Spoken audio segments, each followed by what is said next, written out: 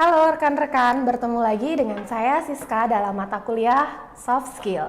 Materi kita kali ini kita akan membahas tentang bagaimana mendengarkan yang baik.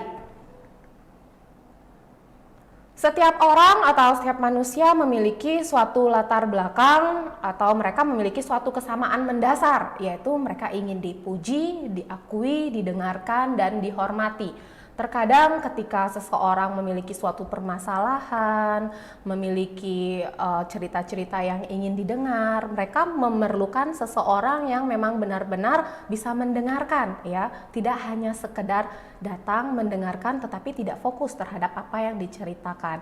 Nah, di dalam active listening ini kita lebih banyak belajar bagaimana untuk menjadi pendengar yang baik, ya, karena terkadang menjadi pendengar yang baik itu kadang-kala sering dilupakan ya oleh setiap orang ketika mereka mendengarkan, yaitu tidak terlalu fokus memberikan perhatian mereka, bahwa tidak memberikan feedback tentang apa yang sudah diceritakan. Oke, saya menampilkan salah satu slide yang share oleh Pak Tanadi Santoso, seorang business innovation, dikatakan the art of listening has been mostly forgotten and God creates human with two ears and only one mouth for a good reason. Nah, jadi di sini bahwa seorang tersebut memiliki dua telinga. Kita diminta untuk lebih sering mendengarkan daripada berbicara terhadap apa yang orang ceritakan kepada kita. Nah, di dalam mendengarkan yang baik, ini terdapat teknik-teknik active listening, yaitu pay attention, yang kedua itu adalah look at who is talking, dan ada do not talk.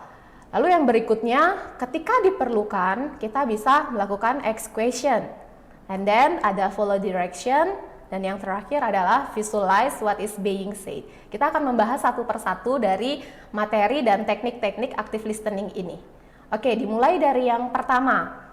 Yang pertama adalah pay attention, yaitu memperhatikan lawan bicara kita. Ketika kita memperhatikan lawan bicara, kita diminta untuk memiliki pikiran yang fokus. Pikiran yang fokus kepada pembicaraan, ya. Jadi apa yang diceritakan, kita menjadi peka, lalu selaras dengan emosi lawan bicara. Lalu di tahap yang kedua, kita benar-benar menatap, ya. Kita melihat bagaimana lawan bicara kita berbicara, lalu gerakan mereka, bahasa tubuh mereka seperti apa ketika bercerita.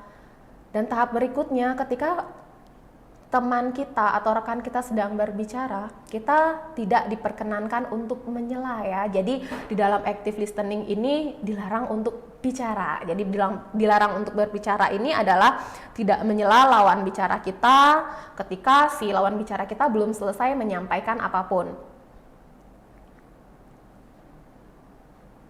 Yang berikutnya adalah bertanya. Oke. Ketika si lawan bicara kita atau orang yang sedang bercerita tersebut bercerita, ketika mereka membutuhkan apa yang saran-saran lainnya untuk cerita atau masalah yang mereka miliki, kita bisa bertanya sesuai dengan apa yang kita sudah dengarkan sebelumnya, yaitu kita sudah memiliki konsentrasi, kita sudah berfokus terhadap apa yang diceritakan oleh lawan bicara kita. Kalau diperlukan, kita bisa bertanya untuk menegaskan apa yang diceritakan oleh si lawan bicara. Berikutnya adalah mengikuti arahan. Mengikuti arahan atau follow direction, kita akan melihat kira-kira arah ceritanya menjadi seperti apa, dan yang tahap terakhir itu adalah membayangkan.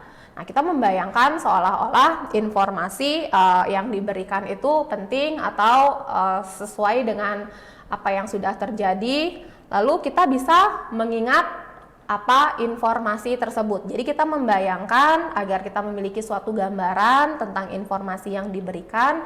Jadi lebih maksimal kita dalam mengingat apa yang disampaikan tersebut.